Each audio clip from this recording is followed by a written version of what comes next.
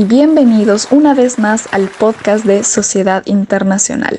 En esta ocasión estaremos hablando de temas relacionados al derecho consular, donde tendremos invitados capacitados en el tema.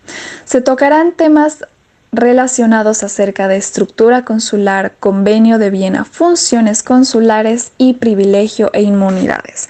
Para ello tengo el honor de presentar a la estudiante internacionalista Yalín Vargas, donde nos hablará un poco acerca del tema. Bienvenida. Bueno, entrando en tema, partiremos con una interrogante. En realidad, ¿qué son los consulados? Para todos nuestros amigos oyentes, los consulados establecen en nuestro caso lo que son las representaciones del Estado plurinacional de Bolivia ante otro Estado. Sobre él recae la responsabilidad de proteger los derechos fundamentales de los bolivianos en el exterior, representar sus intereses, otorgar servicios y atender solicitudes tanto de los bolivianos como de los extranjeros.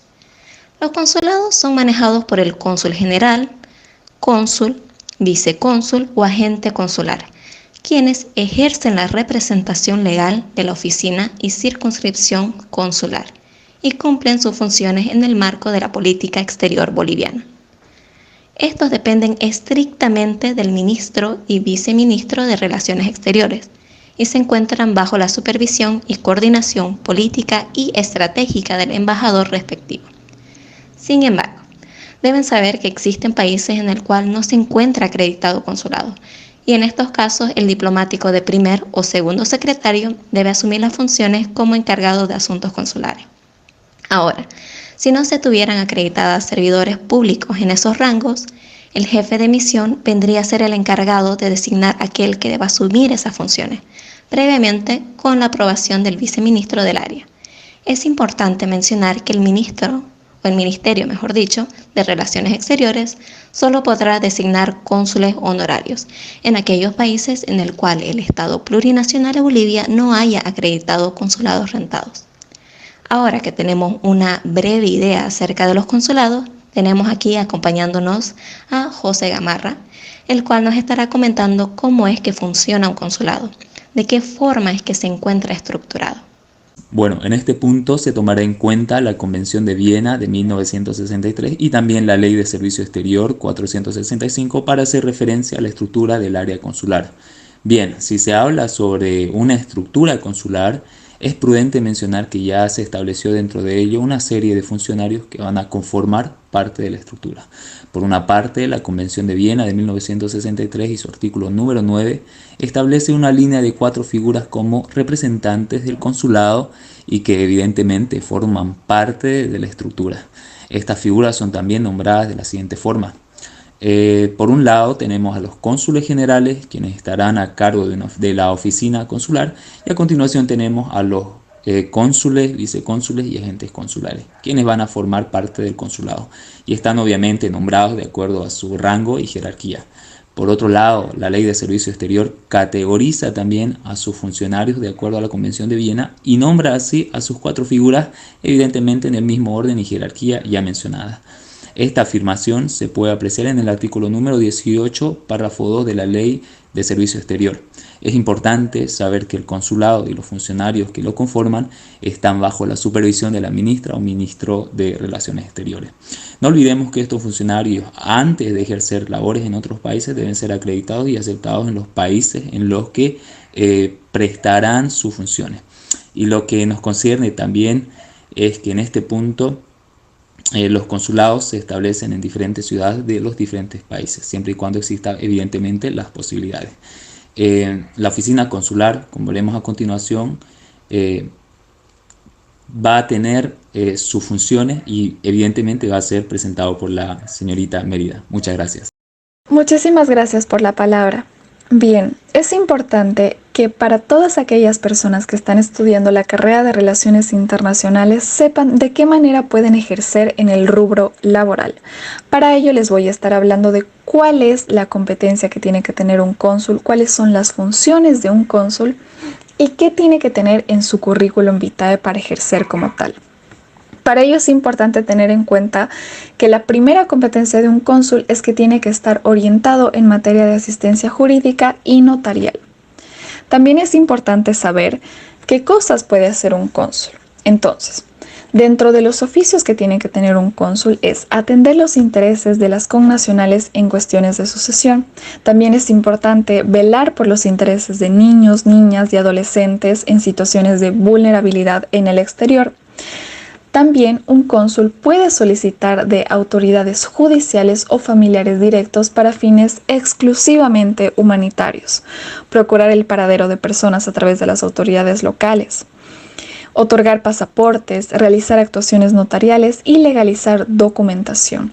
Todo esto se le está permitido hacer un cónsul. También expedir venias de viaje a menores con el consentimiento de ley de los titulares de la patria potestad, así como realizar opciones de nacional de hijos nativos nacidos en el lugar que estén ejerciendo. ¿Qué es lo que tiene que tener el currículum de un cónsul entonces? Como pueden ver en el esquema, dentro de los oficios que puede realizar un cónsul es la protección consular, los asuntos comunitarios y los servicios consulares. Para ello tienen que estar perfectamente bien preparados con lo que ya se les había mencionado. Sin embargo, es importante tener en cuenta los siguientes datos importantes. ¿Cuál es la diferencia entre un embajador y un cónsul? Esto es muy importante. En un país solo se puede haber una embajada, pero puede haber más de un consulado. Es más, esto es lo más común en todos los países del mundo. Esto está regido por un diplomático llamado cónsul, que es lo que van a ejercer posteriormente. Diplomáticos consulares, que a diferencia del embajador no se desempeña la función de máxima representación, sin embargo cumple funciones importantes relacionados a la sociedad internacional. ¿Quién nombra un cónsul? ¿Quién puede darles el trabajo a ustedes de cónsuls? El nombramiento de un cónsul se ha de hacer con el consentimiento de los países parte del exterior, es decir, el que envía al cónsul y el que lo recibe. Y es habitualmente el ministro de Asuntos Exteriores el que hace ese nombramiento a través de un documento que se conoce como cartas patentes, en donde se especifica el nombre del cónsul, que es como ustedes van a ejercer. Bien, una vez entendido las funciones del cónsul, es importante que sepan cuáles son los privilegios e inmunidades. Para ello tenemos a la invitada María Fernanda Rivera, donde nos estará hablando acerca del tema. Tiene la palabra. Para entender acerca de los privilegios e inmunidades diplomáticas, debemos tomar a los mismos como una ventaja concedida a los diplomáticos para facilitar el desempeño de sus funciones. Consiste en diversos beneficios legales que impiden, salvo excepciones, que un diplomático sea juzgado y que se intervenga a una misión o un local diplomático como una embajada o un consulado. Podemos tomar como antecedente de lo anteriormente mencionado el Convenio de Viena sobre las relaciones diplomáticas del 18 de abril de 1961. El mismo reconoce como parte del llamado Estatuto Diplomático normas aplicables a las misiones y agentes diplomáticos extranjeros, los privilegios e inmunidades diplomáticas que se conceden no en beneficio de las personas, sino con el fin de garantizar el desempeño eficaz de sus funciones y de las misiones diplomáticas en calidad de los representantes de cada Estado. ¿Cuáles son las características de estos privilegios e inmunidades diplomáticas? Conforme al artículo 31 del Convenio de Viena, el agente diplomático gozará de inmunidad de la jurisdicción penal del Estado receptor. No estará obligado a testificar y su persona es inviolable, no pudiendo ser objeto de ninguna forma de detención o arresto. Los diplomáticos no pueden ser detenidos aunque sean descubiertos delinquiendo. Esta inviolabilidad se extiende a su residencia particular, sus documentos, su correspondencia y sus bienes, que solo excepcionalmente podrán ser embargados.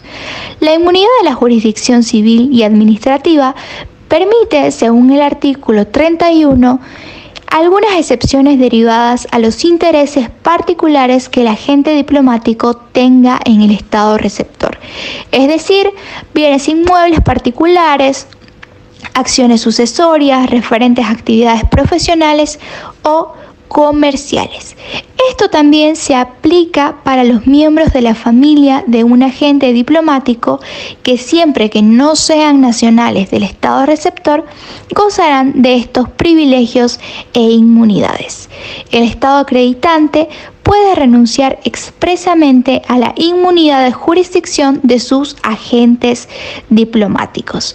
La misión diplomática y los agentes diplomáticos tienen el privilegio de exención de todo impuesto y gravamen del Estado receptor y de importación con franquicia arancelaria de los bienes y objetos destinados a su uso.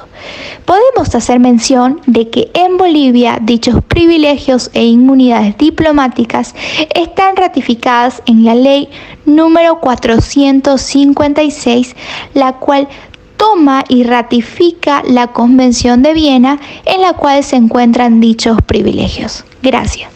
Muchísimas gracias a los estudiantes de la carrera de Relaciones Internacionales invitados dentro del podcast por habernos brindado información en un capítulo más.